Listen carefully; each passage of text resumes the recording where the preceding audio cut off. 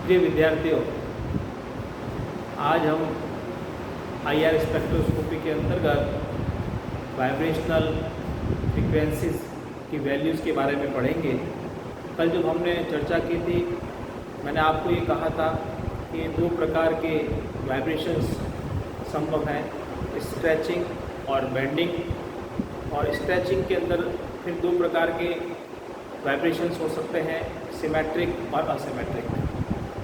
तो दो तरीके से हम किसी पर्टिकुलर केमिकल बॉन्ड के लिए स्ट्रेचिंग फ्रीक्वेंसीज के मान ज्ञात कर सकते हैं। हमारे पास एक स्पेक्ट्रोफोटोमीटर होता है जिसका नाम IR स्पेक्ट्रोफोटोमीटर है। उसमें हम जिस कार्बनिक यौगिक का IR स्पेक्ट्रा लेना होता है उसको रखते हैं और उसके अंदर IR विकिरण के पास होने पर एब्जॉर्प्शन होता है और डिटेक्टर से हमें पता चल जाता है कि इसमें कौन कौन से क्रियात्मक समूह हैं, कौन कौन से संकेत इसमें आते हैं। एक दूसरा तरीका है मैथमेटिकल तरीका है, गणितीय तरीका है, जिसके द्वारा भी हम वाइब्रेशनल स्ट्रेचिंग फ्रीक्वेंसीज के मान ज्ञात कर सकते हैं। हमारे पास स्ट्रेचिंग वाइब्रेशनल फ्रीक्वेंसीज किसी केमिकल बॉन्ड के लिए क्या होगी, इसके लिए हम कैलकुलेट करके भी उसके मान निकाल सकते हैं।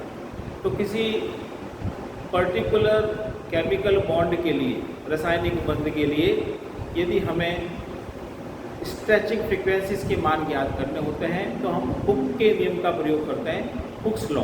With the application of Hooke's law we can calculate the value of the stretching frequencies. The Hooke's law is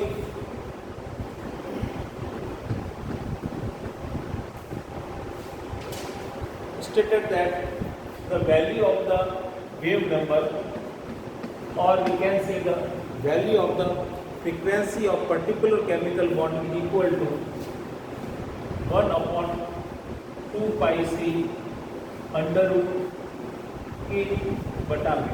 ये हुक का नियम है और इसके आधार पर हम किसी भी केमिकल बॉन्ड, जिसको कि हम स्प्रिंग के रूप में समझ रहे हैं, उसकी स्ट्रेचिंग फ्रीक्वेंसीज के मान इसके द्वारा हम निकाल सकते हैं। यहाँ पर जो A है इसको हम फोर्स कांस्टेंट कहते हैं, फोर्स कांस्टेंट। ये एक पर्टिकुलर केमिकल बॉन्ड की स्ट्रेंथ से रिलेटेड है, उसकी मजबूती से संबंधित है। अलग अलग बंध के लिए इसका मान अलग अलग होता है। यदि हम सिंगल बॉन्ड की बात करें तो सिंगल बॉन्ड के लिए इसका मान होता है 5 × 10⁵ ग्राम सेकेंड माइनस 2। यदि डबल बॉन्ड है तो डबल बॉन्ड के लिए A की वैल्यू इससे डबल हो जाएगी, और यदि ट्रिपल बॉन्ड है तो फिर ये तिगुनी हो जाएगी। यहाँ पर जो म्यू है इसको हम बोलते हैं रिड्यूस्ड मास, सामान्य द्रव्यमान। तो सामान्य द्रव्यमान जो होता है, यदि दो एटम किसी मॉलिक्यूल के अंदर है तो यदि उनके द्रव्यमान m1 m2 है तो mu is equal to m1 m2 बटा m1 प्लस m। और यहाँ पर c जो है ये वेलोसिटी ऑफ लाइट है, कांस्टेंट है, प्रकाश का वेग, और इसकी वैल्यू होती है 2.998 × 10⁻10 सेंटीमीटर पर सेकेंड। इसकी वैल्यू जो होती है वो होती है 2.998 × 10⁻10 सेंटीमीटर पर second.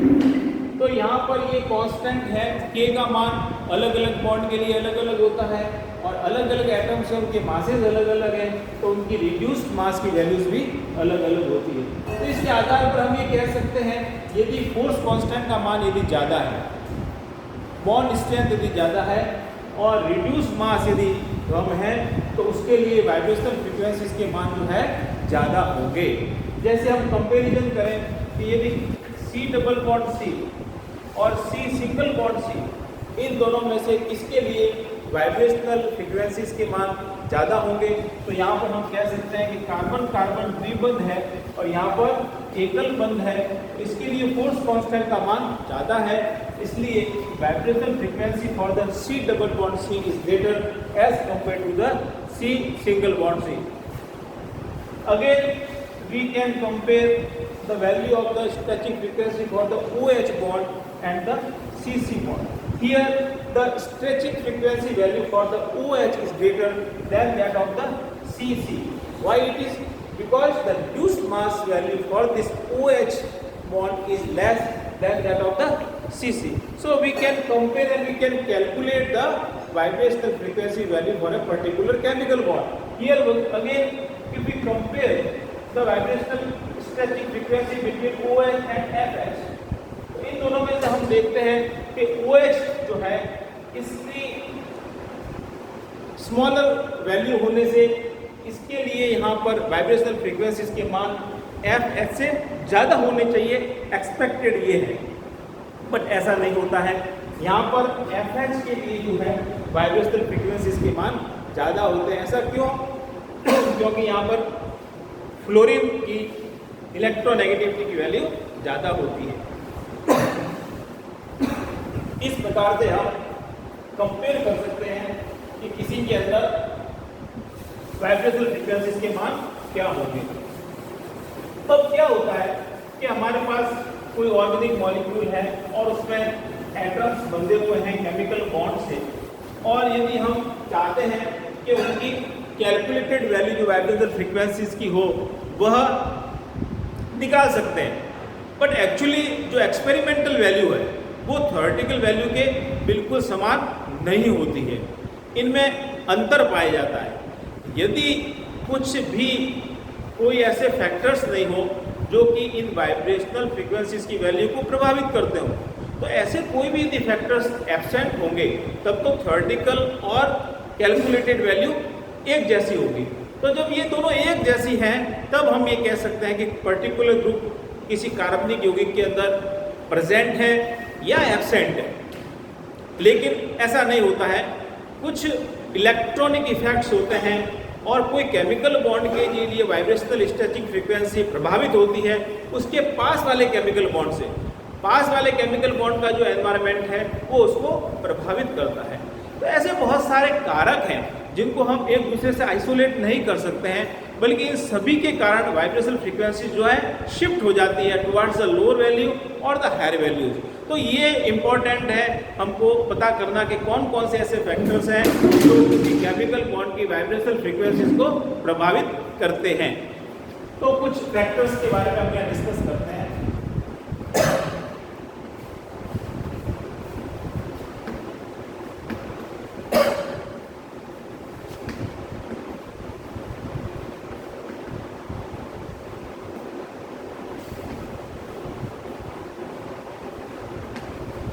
The factors affecting the vibrational frequency. पहला फैक्टर है कपलिंग कांस्टेंट और we can say coupling, vibrational coupling. Vibrational coupling जैसे कार्बन और हाइड्रोजन, तो यहाँ पर कार्बन और हाइड्रोजन के बीच में सिंगल बॉन्ड है, तो इसके लिए हम ये मान सकते हैं कि ये दो बॉल्स हैं, इसके बीच में स्प्रिंग है। यदि कैलकुलेटेड वैल्यू आएगी तो एक वाइब्रेशनल फ्रीक्वेंसी उसकी होगी। लेकिन जब हम बात करते हैं CH2 की, तो इसके अंदर भी क्या है, कार्बन हाइड्रोजन बॉन्ड है, लेकिन यहाँ पर एक वैल्यू नहीं आती है, बल्कि यहाँ पर स्ट्रेचिंग फ्रीक्वेंसीज की दो वैल्यूज आती हैं। और ये इसके कारण आती है क्योंकि इसमें क्या होता है, वाइब्रेशन का आपस में कपल हो जाता है, कपलिंग हो जाता है, और इस प्रकार से इसकी टू वैल्यूज पॉसिबल है। एक सिमेट्रिक और दूसरी जो होती है आपके असिमेट्रिक। तो यहाँ पर दो वैल्यूज आएगी, एक वैल्यूज नहीं आएगी, क्योंकि यहाँ कपलिंग हो जाएगी। पास के जो इलेक्ट्रॉनिक इफेक्ट्स हैं वो आपस में कपलिंग हो जाने से क्या होगा, एक का मान अधिक होगा, एक का मान कम होगा। अधिकतर ये असिमेट्रिक स्ट्रेचिंग फ्रीक्वेंसीज होती है, उसके मान ज़्यादा होते हैं। इसी तरह से हम बात करते हैं मिथाइल ग्रुप की, तो यहाँ पर भी वैसे कार्बन हाइड्रोजन का बॉन्ड है तो एक ही फ्रीक्वेंसी तीनों की समान आनी चाहिए, लेकिन ऐसा नहीं होता है। और यहाँ पर भी क्या होता है, कपलिंग होने के कारण अलग अलग CH स्ट्रेचिंग फ्रीक्वेंसीज के मान होते हैं। जैसे ये मैं आपको एक उदाहरण के तौर पे बता रहा हूँ कि यहाँ पर ये संभावित है। तो कहने का मतलब ये है कि कभी कभी एक ही केमिकल बॉन्ड जो दो एटम के बीच में होते हैं उनके लिए स्ट्रेचिंग फ्रीक्वेंसीज के मान अलग अलग भी हो सकते हैं। ये डिपेंड करते हैं पास के केमिकल बॉन्ड से उसके इंटरेक्शन पे और कपलिंग के कारण।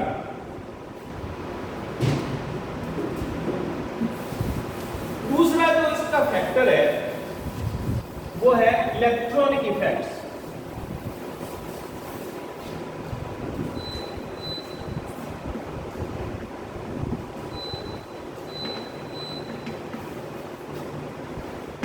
इलेक्ट्रॉनिक इफेक्ट्स, कुछ कार्बनिक यौगिक के अंदर इलेक्ट्रॉनिक इफेक्ट भी वाइब्रेशनल स्ट्रेचिंग फ्रीक्वेंसीज को ये प्रभावित करते हैं और इनमें हम किसी एक दूसरे को अलग नहीं कर सकते। कुछ इलेक्ट्रॉनिक इफेक्ट हैं जैसे inductive effect, mesomeric effect,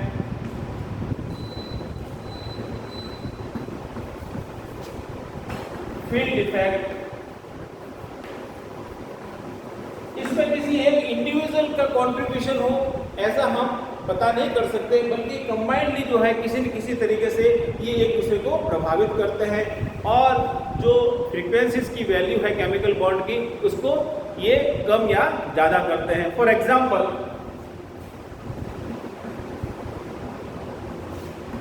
stretching frequency of the formaldehyde is equal to 1750 centimetre inverse. Then here is for the aldehyde it is 1745 centimetre inverse और यहाँ पर एसीटोन के लिए यदि ये वैल्यू देखें तो ये वैल्यू हो जाती है आपके 1715 सेंटीमीटर इनवर्स। यहाँ पर हम बात कर रहे हैं कार्बन और ऑक्सीजन इस केमिकल बॉन्ड के स्ट्रेचिंग फ्रीक्वेंसीज की बात कर रहे हैं। तो फॉर्मलडिहाइड के अंदर ये का ये बॉन्ड है, कार्बन ऑक्सीजन में डबल बॉन्ड है, स्ट्रेचिंग फ्रीक्वेंसीज का मान कितना है 1750 और CH3 यदि इंट्रोड्यूस हो गया H की जगह तो यहाँ पर क्या हो गया, कम हो गया स्ट्रेचिंग फ्रीक्वेंसीज के मान। दो CH3 ग्रुप लग गए यदि CO के पास तो यहाँ पर और कम हो गया 1715 सेंटीमीटर इनवर्स। तो हम ये देख रहे हैं कि ये जो ग्रुप है एल्किल ग्रुप्स है ये कहलाते हैं प्लस आई प्रभाव वाले समूह। इसको हम इंडक्टिव इफेक्ट से समझ सकते हैं कि यदि प्लस आई ग्रुप बढ़ता जाएगा तो उससे क्या होगा, कार्बन और ऑक्सीजन के बीच का जो बॉन्ड है इसकी जो स्ट्रेंथ है इसकी जो लंबाई है वो बढ़ती जाएगी, ये कमजोर होता जाएगा, वीक होता जाएगा और जब वीक होगा तो इनकी स्ट्रेचिंग फ्रीक्वेंसीज के मान भी क्या होते जाएंगे, कम होते जाएंगे। Inductive effect. इसके विपरीत यदि हम कंपैरिजन करें यहाँ पर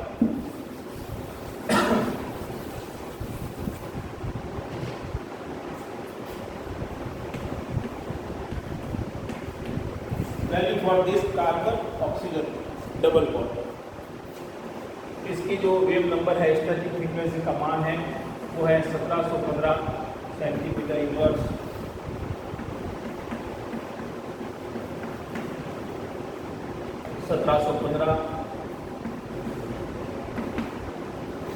इसी प्रकार से ये कंपाउंड है, इसके लिए 1740 सेंटीमीटर इनवर्स और properties compound that is it is equal to 1750 centimetre. इनका कंपैरिजन हम देखते हैं।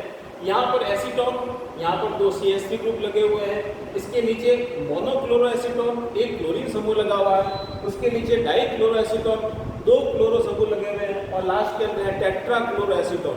तो जैसे जैसे यहाँ पर माइनस आई प्रभाव वाले, यहाँ पे क्लोरीन जो है वो कैसा है, माइनस आई प्रभाव वाला। माइनस आई का मतलब क्या हुआ, इलेक्ट्रॉन खींचने वाला, इलेक्ट्रॉन विड्रॉइंग ग्रुप है, इलेक्ट्रॉन को आकर्षित करने वाला समूह है। तो जैसे जैसे इलेक्ट्रॉन को आकर्षित करने वाले समूह की संख्या बढ़ती जाती है तो वहाँ पर कार्बन ऑक्सीजन के बीच का जो बॉन्ड है वो क्या होता है, स्टेबल होता जाता है, उसकी लंबाई छोटी होती जाती है और स्ट्रॉन्ग होता जाता है और इस आधार पर फोर्स कांस्टेंट का मान भी क्या होता है, बढ़ता जाता है। तो जब फोर्स कांस्टेंट का मान बढ़ता है तो वाइब्रेशनल फ्रीक्वेंसीज के मान भी बढ़ते जाते हैं। तो इस प्रकार से इंडक्टिव इफेक्ट इस प्रकार से रोल अदा करता है और वाइब्रेशनल फ्रीक्वेंसी जो एक्सपेक्टेड है, जो कैलकुलेटेड है, उससे इसमें डिफरेंस पाए जाते हैं।